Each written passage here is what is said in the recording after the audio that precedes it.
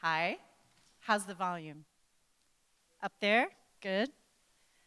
All right. Well, welcome everybody. I cannot believe this is, I think, my personal 5th, 6th, 7th, 8th. I am really losing track. But it is my first time moderating the Impact track and the panel.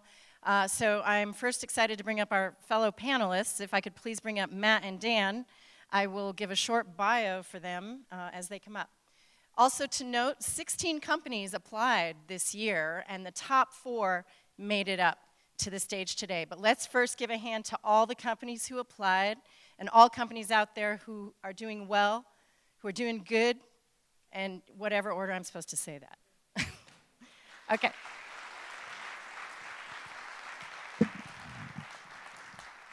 Okay, Matt Flannery, good to have you here. Matt is co-founder and CEO of Kiva.org, the well-known microfinance platform, where he served as CEO for nearly a decade, and is now founder of Branch. And I hope we're going to hear a tad about Branch at some point during all this. So let's welcome Matt.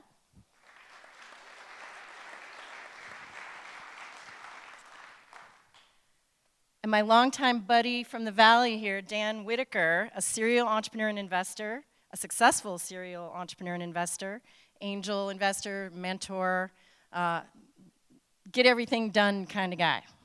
So we have 2 really wise people here on stage today who are going to help the companies get a little bit of pressure, but not too much pressure. And what we'll do is we'll take about 8-9 minutes of questions from our panel after the 10-minute presentation from each of our 4 presenting companies. And then we will go to the catch box. So be thinking of your great questions while you're hearing the presentations, and we will leave time for that. Okay? All righty. With no further ado, I would like to bring up our very first company, and that's Adam Lazar, CEO, with Asarasi, a certified USDA organic plant-based water sourced from maple trees without compromising groundwater. So let's hear more about that.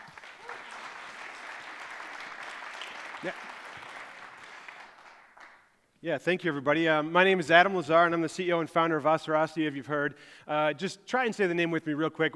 Use an Italian accent, it's a lot more fun. Asarasi, say it with me. Asarasi! Now, you're never going to forget it. You're going to wake up tonight, and you're going to go, why do I remember that name? So anyway, I founded this company with the idea that we could replace the entire bottled water industry with a sustainable, renewable, plant-based source that can change the way we think about consumption of natural resources. Okay, so our mission is to replace that industry and add to the drinkable water supply while advantaging our nation's farmers that produce maple products.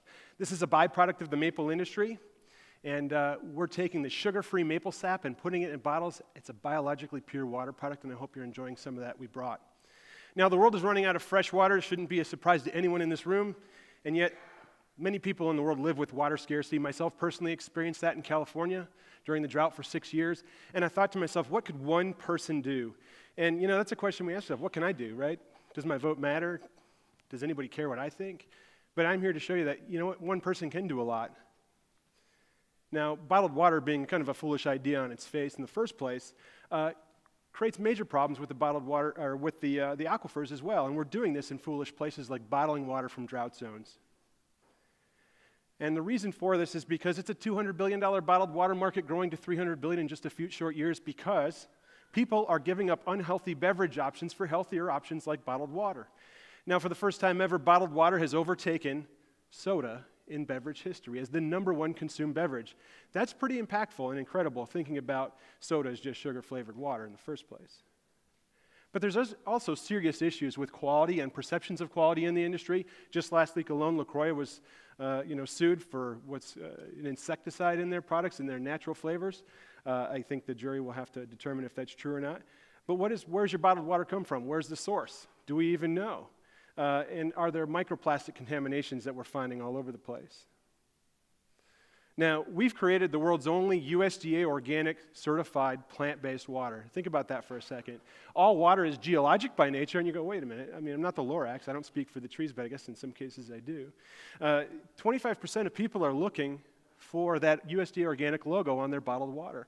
And the reason for that is because they don't trust anything that they're being given on the shelf today. And so whether or not all water is geologic, when it comes from a plant-drawn source, we're the first company to overcome that. Now, how this works is that maple farmers all over the United States, Northeast United States and Canada more specifically, extract maple sugar-rich saps out of trees without harming the tree. It's like donating blood. The tree goes on and lives a normal, healthy life. And they extract that maple sugar by reverse osmosis, so they process it under high-pressure filtration, leaving 3% sugar, which they sell to the market as maple syrup and sugar candies, and they throw 97% of their crop away. And that's the form of sugar-free maple sap. So about 1 billion gallons goes wasted every single year, and that's where we come in. So you tap the trees. I experienced this personally. I took my daughter 10 years ago, almost to the day, to a maple farm in Vermont. And we saw them taking these saps out of the trees and taking the sugar out of the saps and throwing away all that hard work. And I asked the farmer, why don't you do anything with this? And he said, who would want it? It's just water. And then the light bulb went off. I said, wait a minute. There's a lot of thirsty people in the world, and we're doing foolish things. Why don't we do something smart? So here we are. Now, this is a sustainable, renewable source, and just to graphically represent this, 50 gallons of sap is taken from a tree, makes 1 gallon of sugar, and 525 equivalent bottles or 49 gallons is thrown away in this form.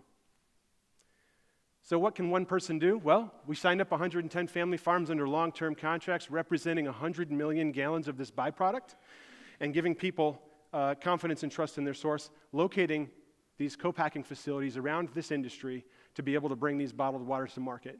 Now, to give this an example, we can rival Pellegrino in their current volume today with what we have under contract and be a $1 billion brand with what we have under contract today, and we only have 10% of the source under contract right now. Our goal is to be 100%. This is a maple industry exclusive. You cannot do this anywhere else in the world, giving us not just a product competitive advantage in organic waters, but giving us a geographic competitive advantage. You cannot produce this anywhere else in the world. So 800-mile radius around the center of Buffalo where one of our bottling partners are. Now, billion-dollar powerhouse brands, they can't do what we do. They can't innovate like we have. So I don't need to tell you who these folks are. You've probably drank most of these products regularly, and yet not one is organic. You may have seen organic maple water in the market, maple water being a sugar-rich sap product sold as a functional hydration beverage to athletes, kind of like coconut water. Again, it's a sugar-rich product with high calories, high price point. It doesn't really fit next to, say, a Pellegrino or a Perrier on the shelf. We are sustainability driven. We do not impact negatively the groundwater supply. We actually add to the drinkable water supply, which is very important. And we have a tremendous positive agricultural impact. So the farms that we partner with, if we use every single last drop of what's under contract today, each farm will earn an extra $110,000 a year each. So this is a tremendous opportunity for us to continue to do what we do, like have our cake and eat it too, buy bottled water, but do it with an impact. And do it at the same price, which is important. Over the last year, we've tripled our distribution. We are now opening up markets in the United Arab Emirates, Australia, Japan, and this growth is just skyrocketing for our company. I had to update the slide just today for a new distributor, Performance Food Groups, with 40 distribution centers in the U.S., who has just sent us our contract to distribute across the United States. With 1,500 retail locations, we've opened up 700 new stores in the past 90 days selling our products, including World Market right here in Bend, Oregon. So you can go down to World Market and buy our products. Current retailers reviewing us, Kroger, Costco, Target, to name a few. These are well-known household brands, and they will drive significant multi-million revenue growth for us in the next year. How do we sell? Well, we sell very well. We sell 3x the industry standard in some platinum retailers like Wegmans, which is what every retailer in the market looks at as an indicator of success. And so without any real promotion, without any real advertisement, or even real market awareness around our product, we're able to succeed. We have reoccurring distributor reorders, and that continues to grow. We've sold over 300,000 bottles to date. We have a 3-tier distribution model. We make the products, we make a 50% gross profit margin on our products. We sell them into wholesale, who then sells them to retail, and everybody makes what they need to make at a $1.99 average price point. Our products are sold as low as $1.49 to $1.99 in retail and upwards of $2.50 in food service. We're going to stay true to our roots. Products based on tree-based flavors. So anything that comes from a flavor from a tree will continue to be synergistic with our brand, as we are a tree-based source. Today we've built this company with a little over $750,000, most of which was won from business competitions, which allowed us to be very strategic about how we continue to focus our growth. Our next round of funding will make investments into people and operations and inventory to help us scale with these market opportunities. Now, you may know this product, Real Tree or Fever Tree. We're the Real Tree. In fact, our growth drivers are sparkling waters, flat waters, new packaging, and new channels of distribution. We believe we can be a $100 million brand, just like Fever Tree did in the last 7 years. And that's where they are today, is $170 million. They only play in the non-alcoholic mixer space, and we can play non-alcoholic mixers. We can do a new age beverage. We can be in the Main Street water aisle at a number of different locations in store. So we're kind of shelf agnostic, so to speak. We can be in a lot of little places that most people in most brands cannot. Myself, I'm a former Army officer. I've been 20 years in consumer hard goods and soft goods and now in packaged goods. Brian Perez, our Chief Marketing Officer, he came from Pepsi, launched One Coconut Water and Sobe Life Water for Pepsi. And Mike Hagan's coming on board with the new round of funding, who's the Global Director of Innovation at Coca-Cola. So we're kind of stealing these guys because we have such high interest in what we do. Great advisory board, notably Kent Pilikowski, who basically grew Essentia Water in the market, and notables like Albertsons, Safeway, et cetera. And we've won a number of awards over the last few years, almost $1 million in cash and prizes, half and half roughly, because of our sustainable and agricultural economic impact focus. And I guess that makes us really smart water when Edison Awards gives us an award for adaptive reuse. And this is the engagement that you're experiencing with our product for the first time here today.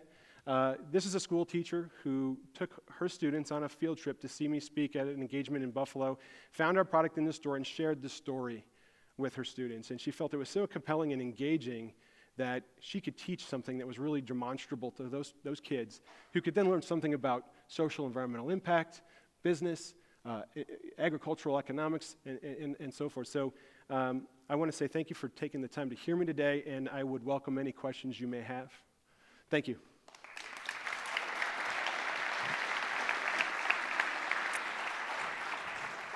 Thank you, Adam, for kicking off not just the Impact Track, but the whole Ben Venture Conference 2018 pitches on stage.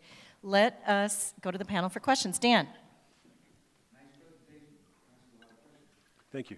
What do you view as the critical item going forward that will make you successful or could cause you to fail? Truly capital. We're at a stage of exiting seed stage and going into growth stage, and that's really an important factor for our businesses. Not just finding the capital, but finding the right capital, strategic capital that understands our mission and shares our mission. And one of the reasons I wanted to be here in Bend was because we find a lot of like-minded people here versus other places in the world. So. Thanks, Adam. This is Matt. Really impressed by your story. It's really inspiring, actually. And I was just shocked towards the end at how much progress you've already made with, I think, less than $1 million in funding. So that's just amazing. I haven't used the product up to this point, but I'd like to. I'm thirsty, actually. So let's find it. But quick question about the customer, the target customer. Like, who's the person? How would you describe your target customer, and why do they choose your product?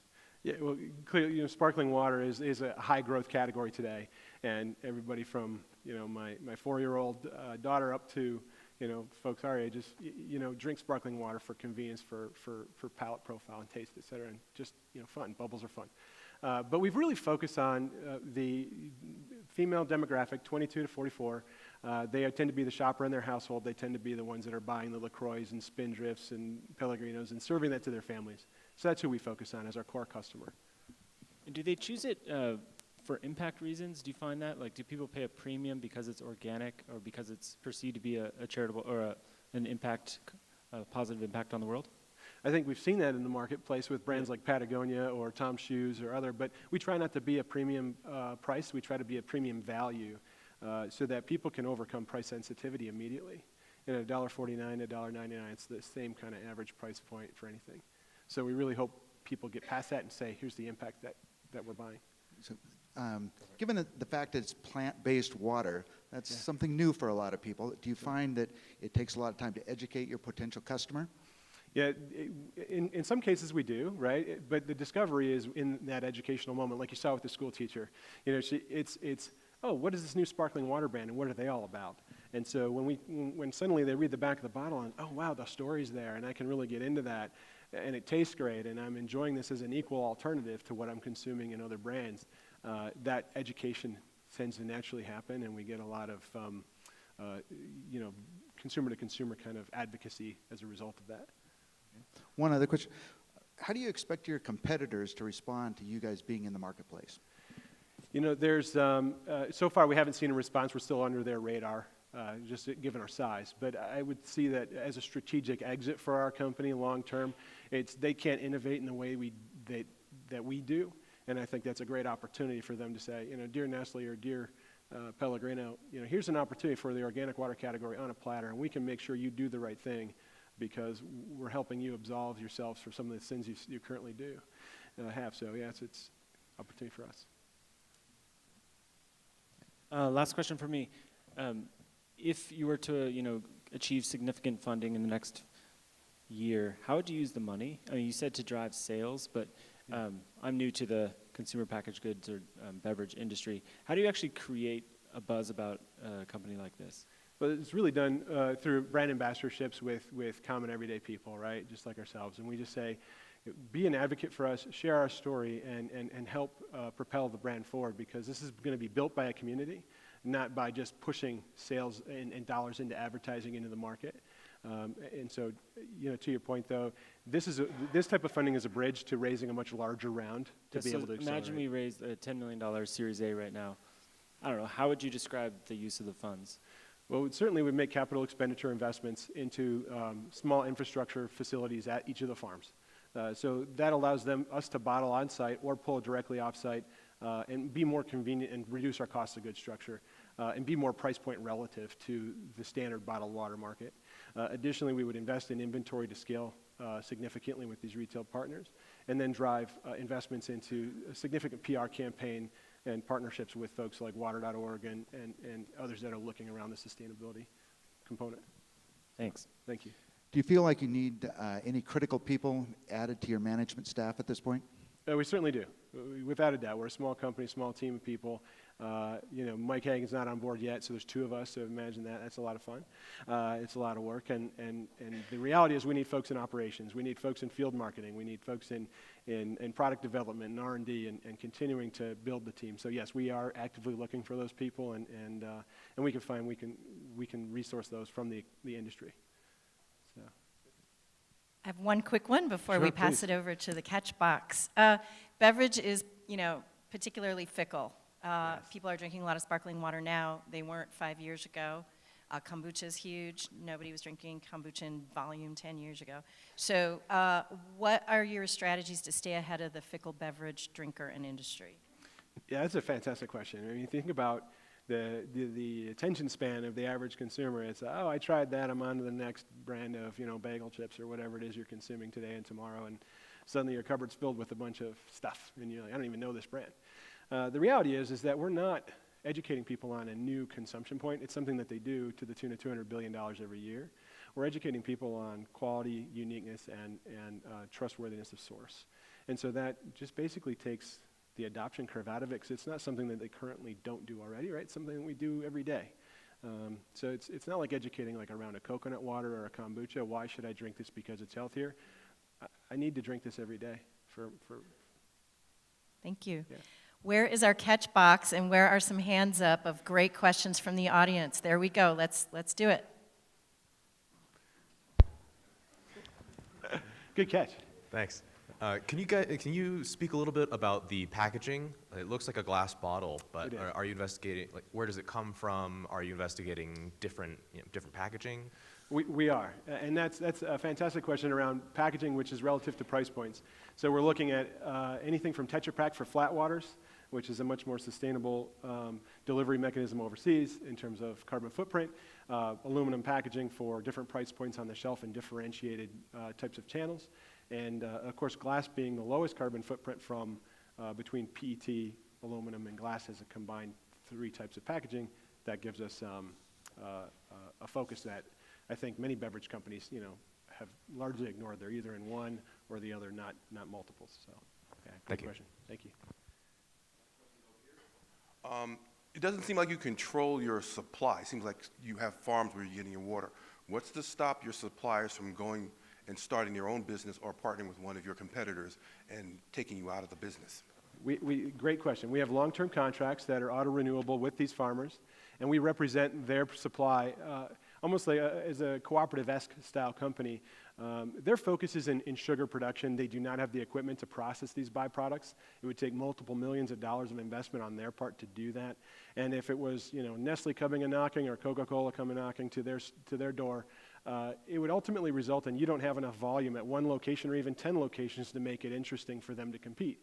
So where our innovation is not just in uniqueness and supply, or source, it's also in the supply chain and being able to, I think as the senator put, create a catalyst, a system for everybody to work together. So that's in the same way we do that. So great question, thank you. With the use of pesticides that are so prevalent in a lot of these tree farms, is there a concern about that with this product? Well, this isn't actually a tree farm. These are actually native forests, maple forests that haven't ever had any pesticides applied. So, and they won't be. So they're all certified organic, and other than the bear in the woods, right, there's really nothing happening that would be of any concern. And then, and if there was, let's say an acid rain or something like that would have fallen, the tree is such a great purifier when it consumes moisture from the earth, it doesn't reach our groundwater table, that when we test these products, we test every production lot, for all the bad things we're looking for in water, from radon, lead, chromium, argon, all those things. And every single test is none detected, none detected. There's 3 elements we find in our product consistently: manganese, potassium, calcium, and that's it, water. Last question. So, yeah. How does your product address the problem of microplastics? I saw on one of your slides up there. Well, glass packaging, which infinitely recyclable, and so most microplastics occur at the point of manufacturing. A blow-molded hot bottle, then poured cold fill product into it. It's no wonder there's microplastics in those products. So that's why we chose glass as our first and foremost packaging type. So thank you. Thank you very much. Adam, let's give him a nice hand for starting things off. And we're going to bring our next company to the stage, Dweller Inc., and CEO, co-founder Patrick Quinton. This company creates accessory dwelling units, also known as ADUs, using modular construction and an innovative ownership structure to reduce cost of housing in dense cities. Patrick. Thank you, Angela. Oh, did that wrong. Good afternoon. My name is Patrick Quinton. I am the co-founder and CEO of Dweller. And Dweller, as Angela mentioned, we're a startup and we build housing, which is a good thing, right? We need more housing. In fact, we're in the midst of what is probably the worst housing crisis of our lifetime. And despite all the construction activity that you see, we're not catching up. A report was just released this week, which estimates that in Oregon alone, we have a housing deficit of over 150,000 housing units. And what that means is that the pace of household growth in Oregon is outpacing the pace of new housing construction by 150,000 units. That deficit is estimated to be over 7 million housing units nationwide. And the reason why, or at least one of the reasons why we're not catching up, is because we still rely on an outdated method of building new housing. Land, labor, materials, and high-cost markets continue to drive up the cost and the time it's required to build new housing. And on top of that, despite the existence of modular construction processes, most new housing is still built completely on site, adding a whole nother layer of unpredictability and cost to the process. The result is that the average housing unit on the West Coast costs anywhere from $300,000 to $600,000 to build and can take anywhere from 18 to 24 months. Now, at Dweller, we build accessory dwelling units, or ADUs, or granny flats, or backyard cottages, whatever you call them. They are now in the housing strategies for communities across the United States, and on the West Coast in particular. And that's because they're usually less expensive to build than other forms of housing, but also because they make efficient use of the massive amounts of underutilized land in our cities, our backyards. Now, you may think, that's great, ADUs are really cool, but is that really a market? Well, the demographic trends would say yes. First off, increasingly, people want to live in dense, single-family urban neighborhoods, and people want to age in those neighborhoods next to their family and their neighbors. And then people are looking to downsize. They're looking to live simpler lives. And on top of that, you have housing prices which are causing homeowners to stretch to buy new homes and we have homeowners who are now seeking all forms of extra income just to make ends meet. The problem is that the ADU industry suffers from the same complexity and inefficiency and cost as the rest of the construction industry. And on top of that, the ADU industry relies on the homeowner to essentially serve as a developer, managing all of this complexity and providing financing to the project. None of this suggests that the ADU industry without significant change is poised to scale. Now at Dweller, our mission is to dramatically scale the absorption of ADUs, not just on the West Coast, but across the United States. And we're doing that by addressing the primary challenges to building new ADUs. Our two primary innovations are, one, we build all of our units off-site using existing modular processes and capacity, which saves substantial time and money. In Portland, we can build an ADU for an all-in cost of $125,000, and we can do it in about 3 to 4 months. And the second innovation is that we offer the homeowner the option of either buying from us directly, or we'll build the ADU on their property at no cost to them by entering into a ground lease. And it's really the ground lease that opens up the market to the vast majority of homeowners, most of whom don't have equity in their property, don't have access to additional financing. Through a 25-year ground lease, Dweller will build, own, and manage the ADU, we'll rent it out, and we share 30% of the gross monthly rent with the homeowner. But throughout the life of the lease, the homeowner retains the right to buy us out at any time, which effectively serves as an alternative to the financing that is lacking from this market. But what really matters, right, is what they look like. So as you can see, we build attractive, high-quality housing that fits nicely into people's backyards. And on the inside, this looks like any new apartment that you would see on the rental market. Now, we believe that the West Coast is an ideal market to scale this business. Estimates from various cities indicate that the West Coast could add 100,000 new ADUs over the next 5 years. And what's working in our favor is that all of these cities have added ADUs to their housing strategies, and they've done the heavy lifting of updating their zoning codes to remove restrictions on new ADU development. In fact, the states of California and Oregon have both passed state laws which preempt anti-zoning laws at the local level. What's also working in our favor are the economics of installing prefab modular ADUs in tight West Coast rental markets. Even in the highest cost California markets, we can install a cost-effective ADU at comfortable margins when a comparable product would cost 3 to 4 times that. But this business model isn't just built for tight rental markets. Because of our low cost of production, we can absorb flat and even declining rent levels. But what's more important is that we don't have any investment in land. Typical real estate companies have some cost in land and are not able to adjust to market conditions. We can adjust our production to fit demand. So with these advantages, we expect to scale in 5 West Coast markets over the next 5 years, installing nearly 1,300 new housing units and creating a rental portfolio with a book value in excess of $80 million, but with a market value much higher given rents in these markets. And with that market presence, we expect to have a business that's profitable next year and is generating significant cash flow and profits in years 4 and 5. It should be noted, though, that like any real estate development business, our leasing model is capital intensive and will require us to continuously access new debt. I'm happy to share that we've just secured our first line of credit, and our business plan outlines how we expect to access additional debt as we grow. Now, our founding team consists of myself and my partner, Brian Leinott.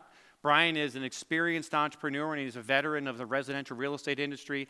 Brian has seen many ups and downs in the cycles, but he also knows intimately the inefficiencies in the way that new housing is built.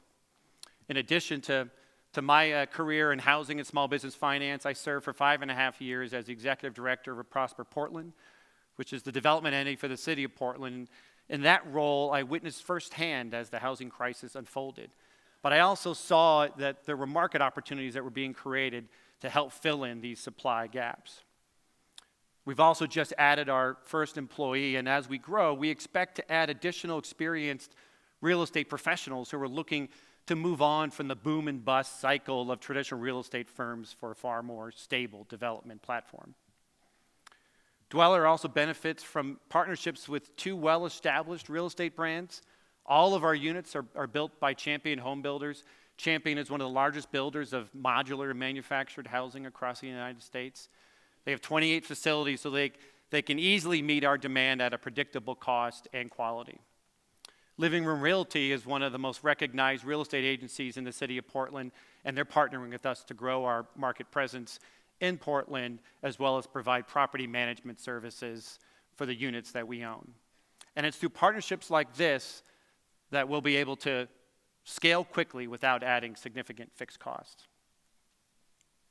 Now, we've achieved a lot in just under 2 years, and in fact, we just installed our first unit at the beginning of this year, and we now have 5 in the ground, and we expect to have our 10th unit in the ground by early next year. By the second half of next year, we would hope to be in a second market, and we're looking to add additional markets in the years after that.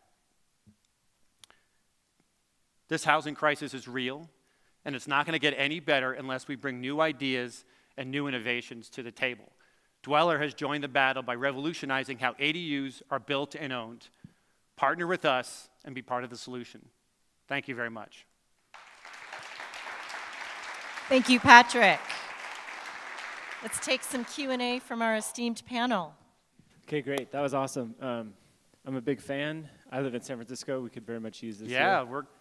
we're coming to California. In fact, I live in a dweller, sort of, in the backyard of someone else's house. So I see the need. But yours is much nicer. That's the future of living. Yeah. That's what we're saying here. I'm doing it for impact reasons. But yeah, just getting some more detail. What is the regulatory landscape or zoning landscape that you're up against in the various markets? Is that a problem? Well, it all at depends. So let's just start in Portland. We operate in, I think, the most progressive zoning environment, certainly for ADUs. So our business isn't constrained in any manner by zoning in Portland. Don't get me started on historic districts, but other than that. But as you go outside, yeah, you encounter different zoning and fees. Fees can be more troublesome. But as I mentioned, both California and Oregon, with the state law, you can no longer, as a community, you can't have restrictive zoning laws on ADUs. You can charge high fees, but you have to get rid of the anti-ADU zoning, and that's having a huge impact in California. Okay. So many communities are racing ahead in their zoning. And so this requires, like if I wanted to have one in my backyard, I would apply for a permit. So there's a permitting. We would. So you would do It's turnkey. that. That's Okay, We're cool. trying to get you, as the homeowner, out of Yes. the business of building housing in your backyard. That's what we're doing. We would become the experts in any market that we're operating in. We take care of permits, obviously installing, doing all site works. Anything that would go into putting an ADU in your backyard, we would do that. Right. And we either would do it at our own cost, or you would pay us one fixed price. Awesome. And I see you're doing a lot of the elements of the stack, meaning from installing to financing. So what things you're not doing the building, right? So what parts of the business are you choosing to do, and what parts of the business are you choosing to outsource? Yeah, it's a good question. Yeah.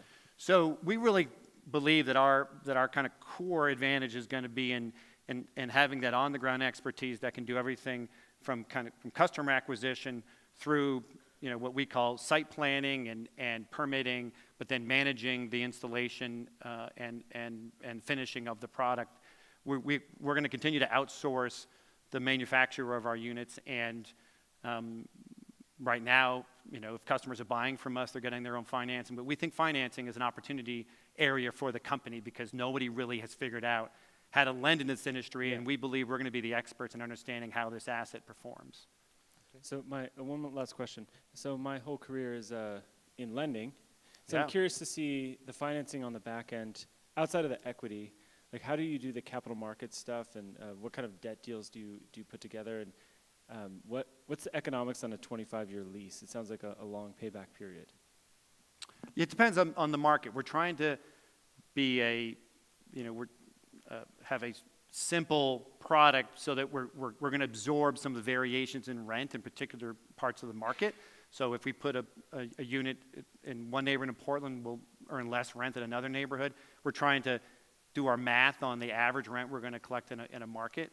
and then our payback is based on that. But if we can't make money over 25 years with a unit in rental markets that we're talking about, then we shouldn't be in this business. So talking about the ground lease scenario, that is definitely very capital intensive. And so what is your plan to actually go get that capital and let them make money on it scenario? So like I mentioned, we've secured our first line of credit, and basically we're having to educate the lending community on this asset, and that's kind of how we're talking about it. But what we believe is that over time they're going to see the cash flows from these units, and then we're going to be able to convince other lenders that this is something that they should be taking a risk on, that it's a solid performing asset like any other credit that they would lend into. Okay. So one question that has come up before related is building codes, not just the zoning codes, but the building codes. For the tiny house stuff, I've seen that be a preventer of these things being implemented in the past. Yeah, that's a great question. I'm glad I get to provide that level of detail. So our unit is approved by the state of Oregon, so we can install that unit in any community in Oregon, and the local governments, they don't have the right to apply their own codes. It's built to Oregon building code. And that's going to be how we expand to other markets. If we go to Seattle, for example, we're going to design a unit and have it approved by the state of Washington so that we know going in that our unit is approved no matter where we go in Washington. Same is true of California. And our builder is able to do that. They're able to build a different unit to Washington standards or a different unit to California standards. Okay. So housing tends to be a very local market, and there are a lot of manufactured home builders out there. How are you going to compete with those guys? You see you're partnering with one, but it seems like all of them are potential competitors. Yeah, I mean, I guess I would say it'd be great to see more of them in the space, because we actually think that there's a disconnect between what we call the urban market, the market for ADUs and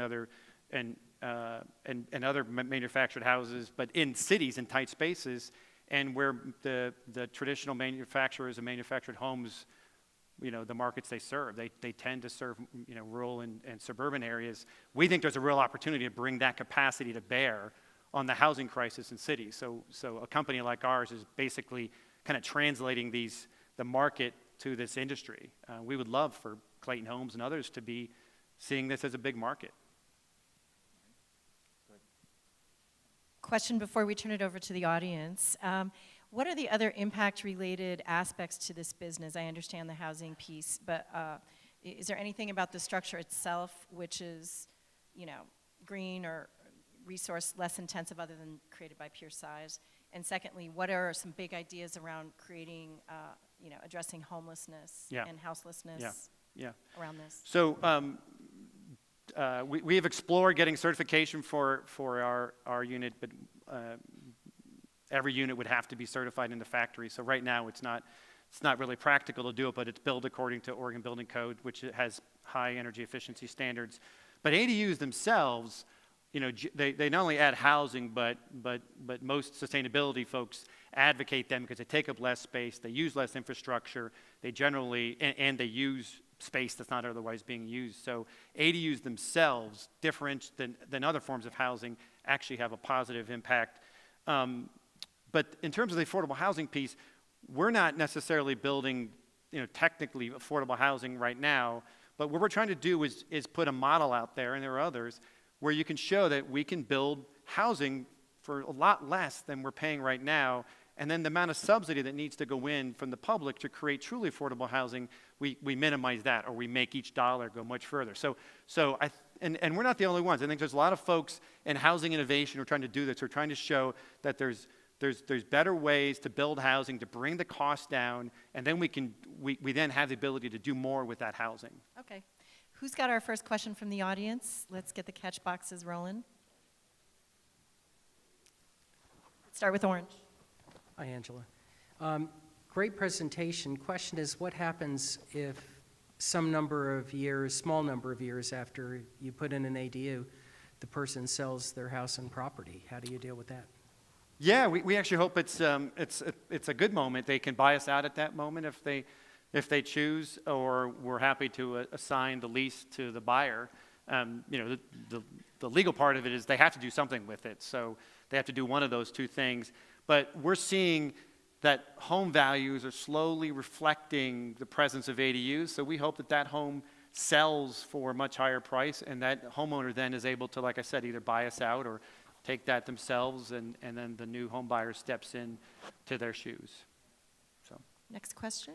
So I actually had two questions, but one of them was what he asked. But the other question is, what's to prevent a homeowner who does one of these to throw it up on Airbnb and make money that way and not really solve the housing crisis? Yeah, good question. I'm glad I get a chance to talk about that. So under our lease model, if we own a unit, it will not be a short-term rental. So we've committed to doing all long-term rentals. And in Portland, they've changed the fee structure. So it's actually, you have to pay full fees now to build an ADU that you want to put on Airbnb or some other short-term platform. So, we're all trending in that way, but we're committed to doing that. If a homeowner buys from us, which we will do, they're free to do with it whatever they choose. Do we have one last short question? The orange, there you go. Hi, question, besides the permitting and the code, besides that, I mean, do you expect any resistance from the secondary mortgage market? I mean, if I own a home in a subdivision and I've got a generous backyard and I have a mortgage on my property and I want to put in an ADU, aren't there some covenants and other things that could prohibit that from taking place if I don't own my property free and clear? Yeah, there's a bunch of different things in that. So standard mortgage documents don't prohibit this. They don't prohibit you from renting your home. But if you're in an HOA, yes, there are many HOAs that have restrictions. And I can't tell you off the top of my head right now whether the state laws are preempting that. But it's on the ADU advocates are going after this next. We're trying to remove those restrictions from the HOA documents because it really does prevent homeowners from accessing this valuable form of housing. I'm going to cut it off right there. Let's give it up for Patrick Quinton and Dweller Inc. Thank you. Thank you. So we're going to talk about our sponsors today before we continue on. Today's Impact Competition is uniquely presented by Payne West and Virtue Labs. Let's hear more about Payne West right now and later about Virtue Labs and how Payne West partners with their clients and entrepreneurs.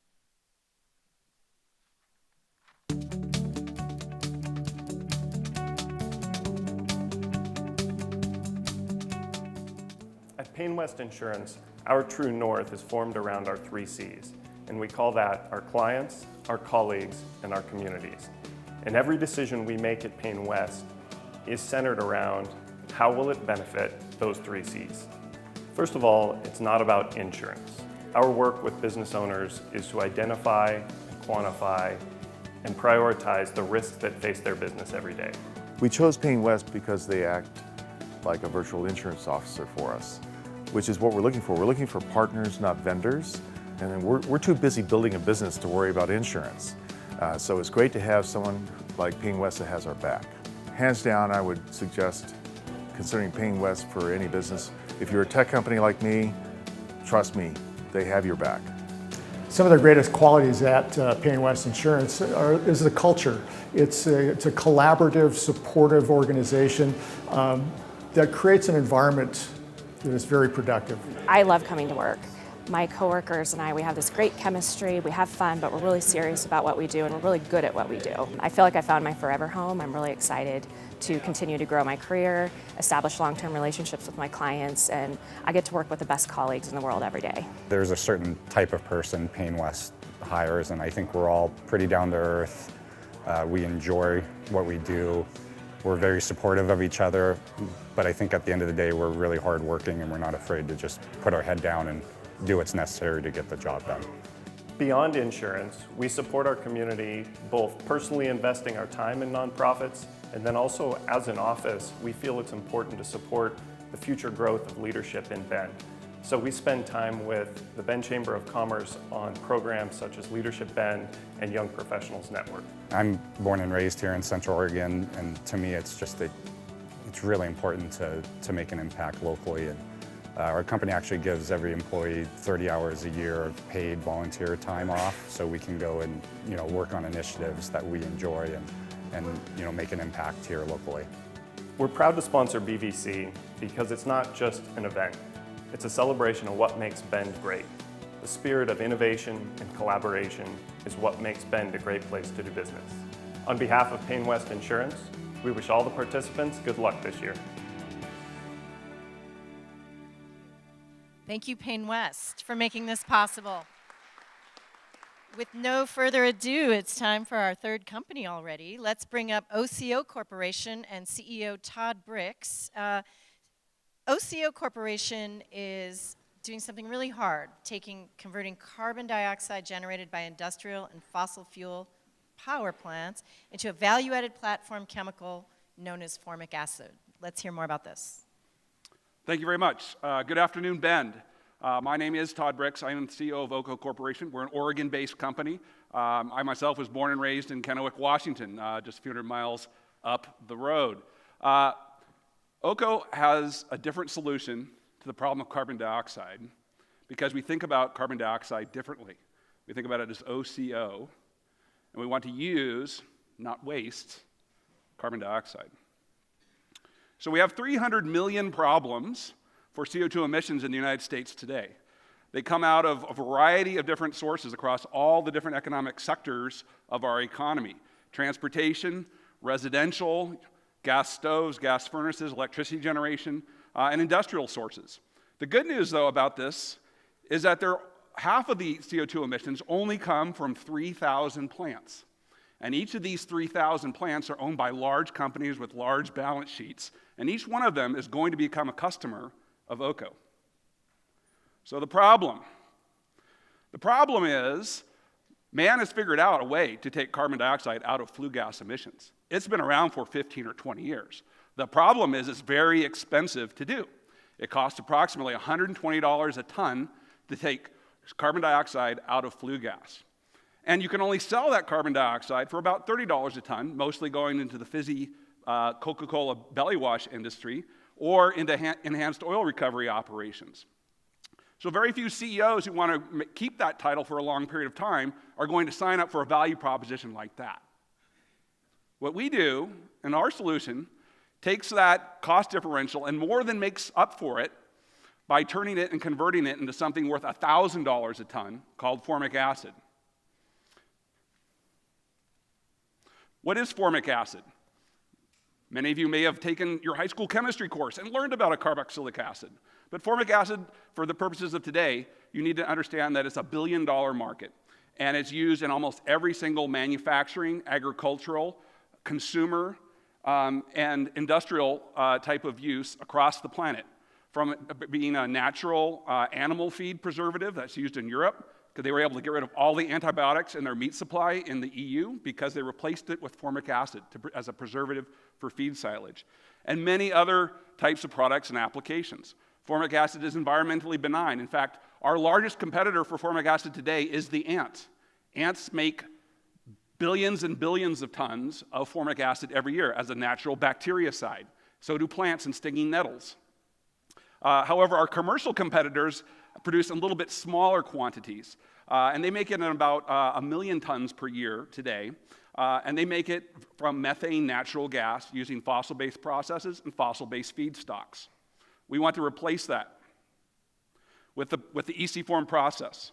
What the EC-form process is, it electrocatalytically converts carbon dioxide with water and lots of electricity, renewable electricity preferably, into formic acid. And we do that in a modular way via a whole series of electrochemical cells that are encompassed inside of a module. And that module is roughly the size of a relatively large refrigerator on its side, about 1 meter by 1 meter by 2 meters in size, which can be mass produced and mass manufactured at a very, very high scale volume and a very low cost. These are arranged inside of a manufacturing plant where we add separations technology. So there's 5 key innovations that OCO has pioneered and patented, with 17 global patents that are exclusively licensed today. This has been known, the chemistry has been known since the 1880s, and people have banged their heads against this problem for 140 years until today, until OCO. We've done it with 5 things. 1, a highly selective catalyst. So what you see here presented is our OCO technical performance readout with those of the previous best results over the last 5 years of the leading researchers in Japan, Europe, and the United States who've looked specifically at converting carbon dioxide into formic acid. Our catalyst is more selective, and it's far cheaper. We use tin. Most everyone else uses rare earth metals like palladium or rubidium or ruthenium. And we have a long-lasting catalyst that lasts 2 years, not 2 months. We're a very efficient user of our renewable electricity resources, converting 76% of it into chemical bonds that are inherent inside the formic acid molecule. We operate at room temperature and room pressure, so we don't need or generate a lot of waste heat or a lot of co-products that aren't very useful or valuable. The really cool thing is that we can use intermittent electricity and shape-shift our production relative to when the sun shines or the wind blows. Because we're not hot, and because we're operating at ambient pressure, we can just turn our system on and off depending on the availability of renewable electricity. And last but not least, we use extractive distillation technologies that have been developed to separate easily formic acid from water as a co-product form. The net result of all these innovations is that we can make formic acid for about $430 a ton. The best that the rest of the world has come up with, from a published research perspective at least, is about $2,000 a ton. And this is really cool. That means we're 78% lower cost than the best results. And most importantly, and this has always been a challenge, and for anyone in the green chemical or renewable energy space, is that we are actually 30% less costly than fossil-based methods of production today. And we're only going to get better and better with our cost structure going down by 6 to 7% every year for the next 15 to 20 years, until which point formic acid will be the price of a gallon of gasoline. And that will change everything. Our road to commercialization started with a company called Det Norske Veritas, a Norwegian technology and risk management company who services almost every single oil and gas company on the planet, every maritime shipping company, every utility company on the planet. And they had a small R&D team in Ohio, and they were chartered for the last from 2008 to 2016 to come up with a technology that answers a simple question: how can we help our customers turn carbon dioxide into something profitable and not be a cost center? And the only answer they came up with after an extensive techno-economic analysis, laboratory experimentation, and a whole variety of scale-up steps was formic acid. And the process was EC form. And they scaled that from laboratory to bench scale to pilot scale. Last year, they licensed that technology to OCO to commercialize. Why? Because OCO and its founders have built 18 different green chemical and power companies over the last 35 years. Commercially, we've been very busy over the last year in terms of OCO. We have met with a wide variety of CO2 suppliers and customers in the Pacific Northwest, from coal plants to bioethanol plants. We've talked to almost every electricity generator and Northwest utilities. Why the Northwest? Because, ladies and gentlemen, the Pacific Northwest, and specifically the Columbia Basin, is going to be the cradle of the revolution of the renewable energy industry. We've also contracted and built partnerships with research and development partners, including the Pacific Northwest National Labs, the Montana State University, the University of South Florida, and DNV itself. We have concluded partnerships with a variety of different component manufacturers and engineering service partners so we can build the plants that we need to go build. We met with Columbia River Basin cities and port authorities, including the Port of Morrow in Boardman, Oregon, which could very well be ground zero for the revolution that we're talking about in terms of converting CO2 into formic acid. And last but not least, we're working with the Department of Energy, who awarded us a $1.8 million development grant to help us commercialize this technology and take it down the next step forward that we won in September with our R&D partners. Our business model is very straightforward. In phase one, we're going to be manufacturing modules. We're going to be building and operating plants that use those modules, making and selling formic acid, and creating lots and lots of new intellectual property along the way at very high profit margins. In phase 2, when we have process guarantees that we can extend to large utilities and fossil fuel-based producers, we'll be able to sell those modules and license that IP as well, and expand the market. Financially, our revenue is very simply driven by the number of modules that we have in service. The more modules that we can make, the more that we can deploy, and the price of formic acid, which is about $1,000 a ton today. Our margin drivers are the cost of those modules and the cost of electricity. And the reason, again, that we're based in Pacific Northwest is because we have the cheapest industrial-rated power in the entire North American continent and practically the world. And you can see the scale ramp that we're on to get there. OCO leadership is made by my father and founder, Terry Bricks. He's the gentleman who started 18 green chemicals all within the state of Oregon, Washington, and Montana over the last 35 years with 7 exits and 1 IPO. He's also ex-Battelle.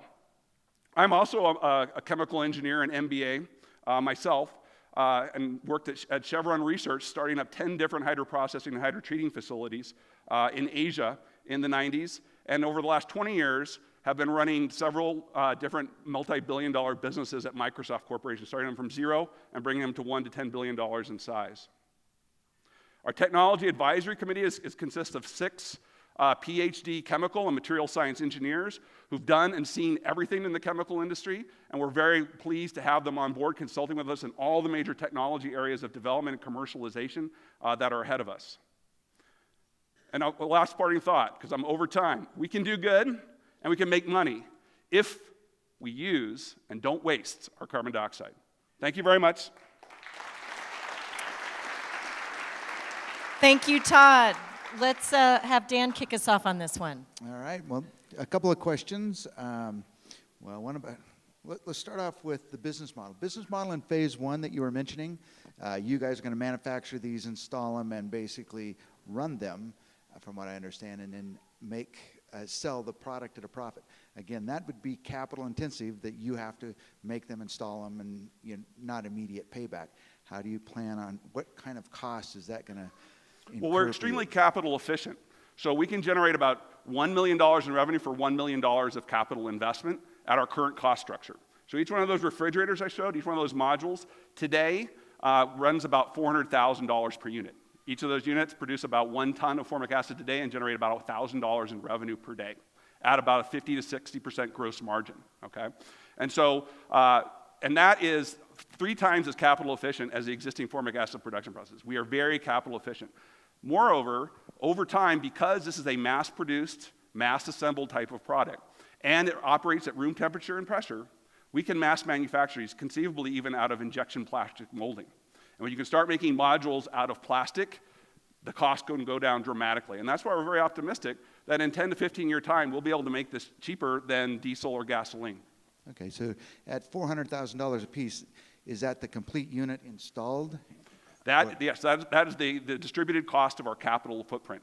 It's predominantly module-based, but we also have intermediate storage and compressor vehicles and separation vessels, et cetera. Okay. Can you talk a little bit about your traction with the customers? You've been talking to a lot of customers. Are they committed? What's their, what hesitations do they have? What are they telling you? Well, the biggest problem is actually we don't have a lot of carbon capture capabilities in this country today. We only have 10 plants that actually capture carbon dioxide out of, say, the flue stack of a natural gas burning plant or a coal plant. And so what we've decided to do is to bootstrap our entire efforts by focusing on industrial production sources that produce 99, almost 100% pure carbon dioxide a day, which is our bioethanol plants. We have 300 bioethanol plants in the United States and Canada alone. They generate 100% pure carbon dioxide that goes straight into the atmosphere today. Each one of them that we've talked to, and we've talked to every single one in the Northwest and even some in the Midwest, will be glad to sell us carbon dioxide from anywhere from $20 to $30 a ton. And we say, thank you very much. We'll turn that into $1,000 a ton. The key thing is the electricity, because we need lots of very cheap, inexpensive, and ideally and preferentially renewable electricity in order to make this not only a carbon neutral process, but a carbon negative process. Thanks. And can you walk me through how the carbon goes from emission to your facility? Absolutely. So I'll take the example that we're going to probably first commercialize with, which is a bioethanol plant. So bioethanol plants take corn that's grown typically in the Midwest, it's shipped out to the Northwest, and it's fermented. It's turned into alcohol, ethanol. And as part of that fermentation process, all the little yeasties that process and the sugars eat them up and make the ethanol, emit carbon dioxide purely as a byproduct. Today, what a lot of these ethanol plants do is they have a small 12 to 14-inch offtake line from their flue stack that goes to an adjacent co-located plant. So we would build right next to the bioethanol plant. There would be a small pipe running across the fence line into our plant, and we would take all the carbon dioxide that they can produce, so we can turn it into carbon dioxide. And we plan to replicate that model with every single ethanol plant that we can find. And by demonstrating these economics at a bioethanol plant, we expect large utilities and coal burning plants, if there's any left in 10 years, and natural gas burning plants to say, hey, this is a great solution. We now think we can afford to invest in carbon capture technologies because we know we can make a lot more money by using that carbon dioxide to cover the cost of the investment of capturing the carbon dioxide in the first place. And we're talking at the gigaton scale. Amazing. So your pitch is to set up a plant adjacent to existing plants. Your customers. Yeah, here's the great thing about industry in America today. It's all located in rural areas with lots of land around, and you can just work with your helpful local port commissioner or local economic development authority in a lot of these rural areas who want high-paid manufacturing jobs that don't pollute their environment. And they want companies like that, like OCO, to set up shop in those neighborhoods and take advantage of the natural resources in the environment that they have. Yeah, it sounds like one of the main challenges, like if I was starting this business, is just the first customer. How do you go from 0 to 1? Because it's hard just to pilot this with a small operation. It's almost like you have to go big or do nothing. Actually, this is the beautiful part of the process. That has been the death knell of so many different bioproduct-based companies. It's like, well, if we build a really big plant, ultimately we can kind of break even and be less expensive than the fossil thing that we're supposed to be replacing, okay? That model doesn't work for a variety of different reasons we don't have the time to go into now. What does work is modular production and the powers of mass assembly, mass-produced assembly operations. And that's what we're doing. We're saying don't build one big giant module or a refrigerator the size of the Kingdom or something, right? Instead, we're saying make one standard module, make a lot of them and mass-produce robot assembled type of factories, make them very cheaply, and just hook them up in an array, like server racks. We have data farms all over central Oregon and eastern Washington. This is exactly the way it would kind of work, except instead of only electrons coming in, we'd also bring in some carbon dioxide and water as well, and have formic acid coming out the back rather than a web page being served from Amazon. What do you think is the critical item to get you over the hump to get one of these installed? It's a small matter of money, actually, and it's to build, because we've been scaling this up. We need to build a full-scale unit. If we can build one full-scale unit, which we're only 10x away from scaling to, so we've already scaled the process up like 100x.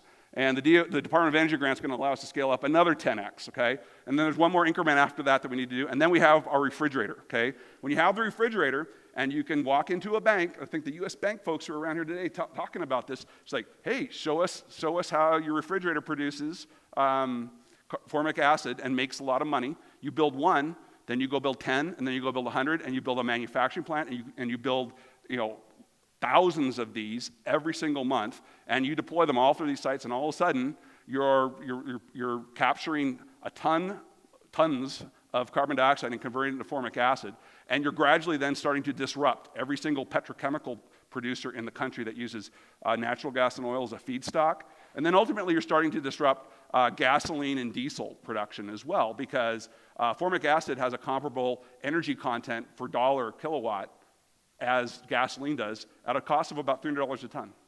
We're going to go to the audience. There's one. Hi, so your customers, do they see this as a natural problem that they want to solve and make money on, or is it too much work for them to actually even want to go through the hassle of working with you guys and creating another manufacturing plant right next to their facility? Every single supplier says, hey, as long as you're not disrupting my flue gas stack or my operations, you can take my CO2. That's what every single one has said. And yes, we'll put up the money, the $10,000 it takes to take an offtake of CO2. The CO2 is not the problem from these types of companies. And every customer who consumes formic acid, there's only one plant in the entire Western Hemisphere for making formic acid, and it's a German company based in Louisiana. We think an American company can service the formic acid demand in North America, or should be able to, at least as well as that German company, and service, first of all, the entire Western Hemisphere. And because we have to import so much formic acid, from this German company. The market prices in North America are $1,300 a ton, whereas the global average is like $1,000 a ton. So we have lots of profit margin to work with for many, many years before we can start driving down the price and really scaling up the volume. Is there a final question from the audience? There it is, behind. Hi, my question is about how do you protect the workers who are working with the product and also the land that the unit is built on against the concentrated fluid? Safety is job one. This is an acidic product, and in high concentrations, it is not, it's like any kind of acid. It will burn your skin and burn your eyes, okay? And so there are a lot of safety precautions, but the chemical industry is a $2 trillion business in the world today, and every single person in each of those plants operates with a very high safety bar, and that's my job number one. I worked at Chevron in producing refinery facilities, and safety was always job one there, and it'll be job one here. The other thing to keep in mind, though, about formic acid is that if in the event it should be spilled or distributed on the ground, it breaks down back into carbon dioxide and water, okay, within days. And in fact, the Oregon Department of Transportation sprays it on your roads every year to get rid of the ice in the form of potassium formate, okay? Potassium formate is a derivative of formic acid, and it's a salt. It's also used to take off the ice off of wings. And so the Department of Oregon of Transportation thinks it's perfectly good, and it is, to spray it on roads because it helps lower the melting point, right, of ice and melts the roads so you can drive more safely. Thank you so much. That Thank was you. a great presentation. Todd Bricks, OCO Corporation. Let's bring up our fourth and final impact company in this segment, ROTBLOC and CEO Ken Carhart. While he comes up, ROTBLOC are the creators of a sustainable post wrap for wood trellis systems and ranch fencing. It'll lengthen the post life while preventing ground line rot.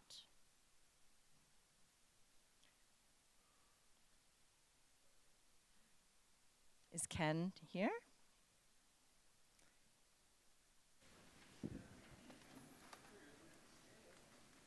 There he is. Hi, Ken. Sorry. Excellent stealth mode. I liked Pardon? it. I liked the stealth mode. I'm sorry. I didn't hear you from back there. Are we ready to go? Yes. All righty. My name is Ken Carhart. I'm the owner of ROTBLOC LLC. I run the business with my wife, Jessica, and my chief engineer, who all of which are out here somewhere. On behalf of all of us, we'd like to thank you for being here. It's a great opportunity for us to tell our story.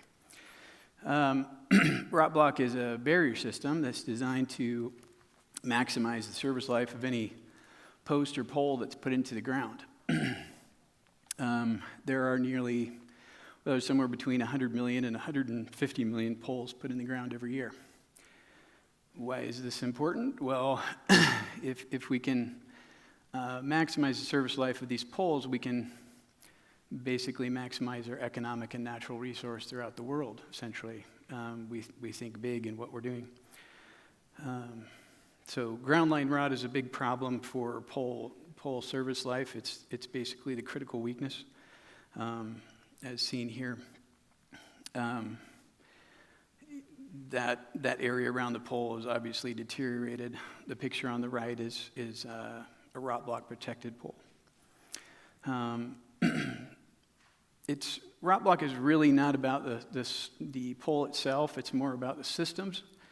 The systems that are supported by the pole are worth a ton of money in terms of what they support, in terms of the trellis system, and in some cases the fruit or the hops or electricity in case of utility. So at the end of the day, protecting that pole can translate into hundreds of millions of dollars to growers or electrical companies and whatnot. Leaching is a problem that's become more of a critical, well, it's become a catalyst to business in our case, in terms of consumer awareness. In the utility industry, they're becoming more aware of chemical leaching coming out into the soils, and certainly in our commercial growing community. it's becoming a hot topic because the plants are actually taking up those chemicals into the fruit. These are our 3 agricultural wood products. We make here in Bend, we make a 13.5 inch, a 20 inch, and a 30 inch product. These products are being shipped primarily to Washington State. Probably 90% of our business at this point is in Yakima Valley. But we do ship to Willamette Valley. We've shipped product to Italy and Sweden, Australia, Canada.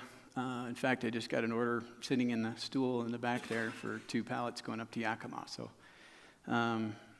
these products are primarily going into hop yards, high-density orchards, and we're moving into the vineyard business as well. Our product's fully patented, which is nice long-term, and we have relationship and support letters from Oregon State University. I worked with them on the product's development from the beginning. I know Jeff Morrell personally, and we've spent a fair amount of time together over the years. These are our, of course, you see, the first slide would be commercial agriculture. We're already pretty well cemented in that industry and sort of changing the game within commercial agriculture. No one used these products prior to us, and so we kind of changed the mindset as time's gone along. So obviously the consumer at the consumer level, they're seeing the benefits of what we're doing. To date, we're probably servicing upwards of 600,000 poles, protecting them against ground line rot and chemical leaching into the soils. The reason why we're here today is we've already done the R&D work on our new utility product. It's a thicker, more durable product. It's going to go into the utility industry, but it needs marketing and sales dollars to launch. And then we're also we've proven a prototype for our square product for the dimensional markets. So we're actually going to form our current production into a square and kick one of those out every second. And that's the plan. So we need to develop the ancillary equipment to do that, as well as packaging, because that product you might see at Home Depot or some of the lumber yards around town.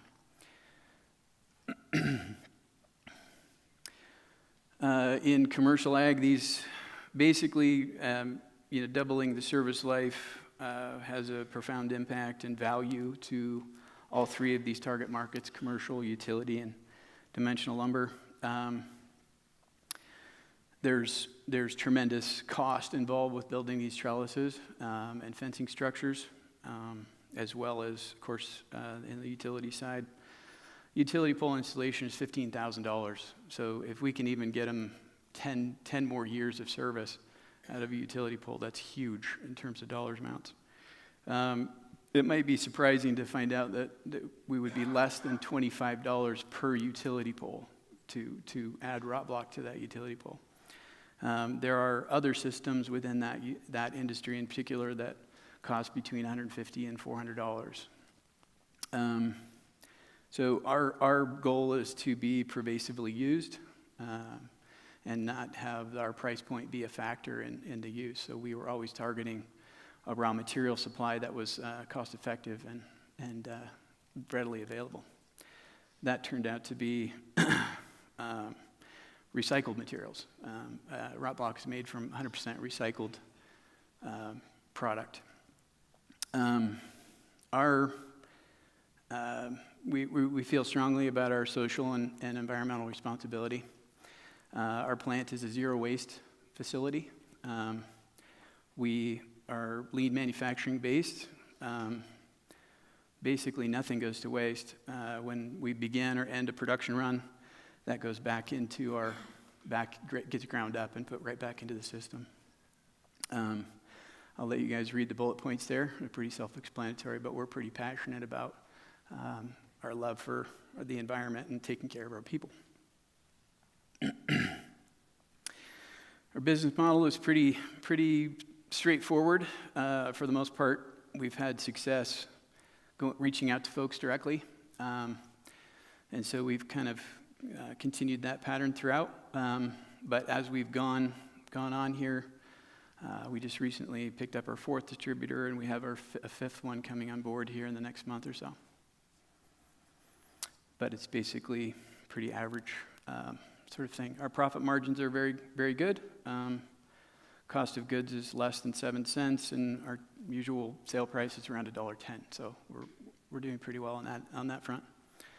And raw material costs are stable. So overall, we've got a good plan in place, and we're looking forward to expanding that with being able to scale our business with these funds. We're doing business with some of the major commercial farms in America, let alone the world. Some of our farms are 6,000 continuous acres. They are using, for example, that particular farm uses 110 poles per acre. So it's a lot of poles overall. We're doing business with Anheuser-Busch, Roy Farms, Carpenter Ranches, which is a 7-generation-old farm. Some of the big names in agriculture. We started a recycling program recently. So we're taking the farmer's drip tubing and bringing that back and grinding it up and turning it into ROTBLOC and then back out to the farm. It's a pretty nice little circle. We're not very efficient at that yet, but it's working. The product you see there is made from recycled drip tubing. We started a relationship with David Schmidt out in Wallowa at Integrated Biomass Resources, and they're actually putting ROTBLOC on poles directly at the plant to service customers like Anheuser-Busch, who doesn't want to mess with the installation product or process of ROTBLOC at their farm because of lack of or more migrant help. They don't have the education, I guess, and time to train people because it's temporary. Our sales model is pretty good.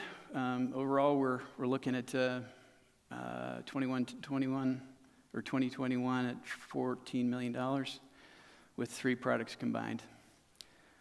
We are 1% for the Planet members, and we are certified for organic use through USDA. Thank you very much for your time. Thank you, Ken. And ROTBLOC, which of our panelists is going to kick us off on this final company we're going to talk about today at Impact? Awesome traction, Ken, and it's a product that really serves a real need. It's obvious, so congrats on your work. Thank you. There's a lot of different ways you describe your impact. How would you describe the main impact your company's having on the world or the environment? Well, it's having a profound impact on our local community. We've repurposed nearly, or over at this point, 300,000 pounds of plastic into the making of ROTBLOC. We've taken about 10,000 pounds of drip tubing from our farms that we work with. So yeah, on that front, it's been very good. My wife and I's whole premise for starting this company was kind of to do something that mattered. So we feel like we're on our way to doing that. That's great. And for your customers, if they weren't using ROTBLOC, what would they be doing? Is it just nothing? So are you competing with the absence of this product, or is there a real competitor that you're competing against? In our region or our neck of the woods, yeah, they'd be doing nothing. We've kind of changed the game in that industry and plan on doing the same thing in the utility industry as well as dimensional lumber. There really hasn't been a product that's cost effective, and our product is very much geared that way on from beginning to end. We have that mindset of making it cost effective, not getting that price point out of touch with reality. So one question: You use the ROTBLOC in addition to pressure treating or the existing stuff, or Yeah. in replacement of? Can be, it can be in replacement of or in conjunction with, it was developed when I worked with Jeff Morell, it was developed in conjunction with a treated wood or rot-resistant species, so it could be a western red cedar or juniper or those kinds of things. But later on, there was additional research that came out of Canada, actually, that proved that barrier systems were effective even on untreated pine, which, the service life increase was about 50%. But yeah, it can be used on any product. So your next major market that you're trying to go after is the utility pole market, sounds That's right. like. So Yes. what's the critical issue to make it successful in the utility pole market? Well, we already have, we've actually met with the city of Seattle, Seattle City Light, and had really positive feedback. Since the product was actually finished, was just recently, we haven't really had a whole lot of time to do it. So part of these funds would be to get out there and promote it. There is some bureaucracy within the utility industry, so that it's a little, it's not, it's not going to be a smooth sailing all the way. But we've gotten positive feedback. In fact, I believe it was Seattle City Light said they would buy it at 30 inches, which was a limiting factor early on. We didn't have that width of product, but now we do. So it's we've just kind of been working towards first building our plant, then sort of getting it right, and then adding different products to it. So if you get funding, what's the next person you're going to add to your team? Well, that will be truly up to on the sales end. I will probably be converting more of my energy towards the utility side. Ideally, I'd like to find a utility products distribution company. We had one kind of that was in the works, and then it's just kind of stalled out. I'm not sure where they're at. I think ultimately they're kind of intimidated by that idea. So they're not. This particular company doesn't have a barrier system in their repertoire, which is good and bad because they don't really know how to present it to their customers. So, yeah. I have one, and then I think we'll toss it over to the audience. Behavior change, no matter what people are selling, it's just such a challenge. How do you address changing the behavior of adding something before installing, your product to any of the poles? Well, ultimately, it's our accolades that kind of help to sell what we're doing. In terms of barrier system research, we have that, and we have support letters from Oregon State University. So it's not. I've talked to thousands of growers, and ultimately, every one of them knows where their pole is going to fail. Everyone, and so it's not about. It's typically about where do they fit the installation of ROTBLOC into their system. So if they're going out there and they have a set time schedule where they're throwing poles in the ground every, 10 seconds, where does ROTBLOC get put onto that pole? And so we work closely with our growers, especially at the beginning, early on. Now they're kind of getting, they're sort of into a groove of doing it. We have lots of repeat business. Like I said, I just got an order backstage while I was sitting there. So it's just a matter of kind of changing the mindset, which takes a little time.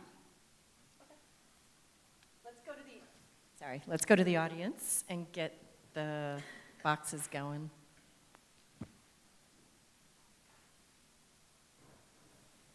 Hi. Hi.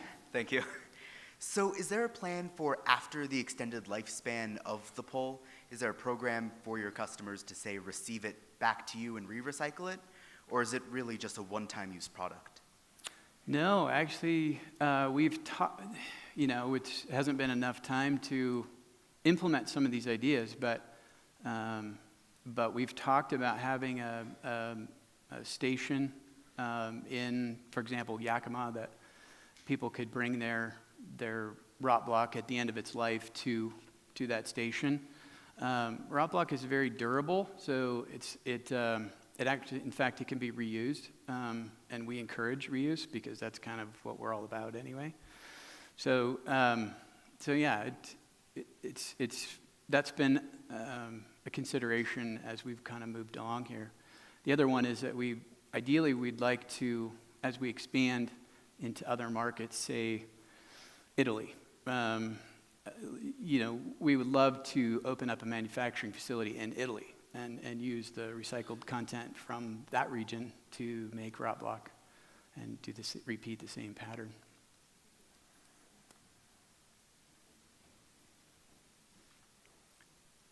So I just recently installed a bunch of post fencing for horses. And just doing the math, the added cost would have been pretty minimal. So it's definitely an interesting idea because the cost of putting in like steel fencing is dramatically higher. But my question is, most of what I did, I set in concrete. So how does that improve the longevity, or how is it effective or not effective if used in conjunction with concrete? And also, do you have an idea, has there been enough research on how much the longevity improves, since you probably haven't had 15 years to see if it rots? Okay, concrete is a stabilizer, and it's not a barrier system, which means it's porous. It allows microorganisms to pass through it. So using ROTBLOC in conjunction with concrete is good and will help your pole last up to twice as long. It's a night and day difference because the pole is simply not subjected to the decay pressure that it would be if you just put it into the ground. So you can take a pole out 10 years from now and it'll basically look like a brand new pole because it's simply not abused. Your other question was? What's the science behind how much longer it's going to? Well, ROTBLOC came from science. It came from research papers. I spent 12 years in the agricultural wood products industry, and I got tired of telling my customers that the only thing they could do was treat their poles with stronger, harsher chemicals. And so I started doing research and ultimately ended up at old colleagues. Basically, I graduated from landscape architecture from the University of Oregon, and then ended up at Oregon State University for my research on wood science. And so, it's that research has started probably 70 years ago, and it started from the utility industry itself. They dumped bunches of money into that research. And Jeff Morrell has been with that program for 35 years, so he's been around it quite a bit, and we have support letters from Jeff. And we are out of time. Okay. Ken, thank you. And let's bring Gator back to the stage. And thank you to all of our impact panelists, but also our presenters for going up first.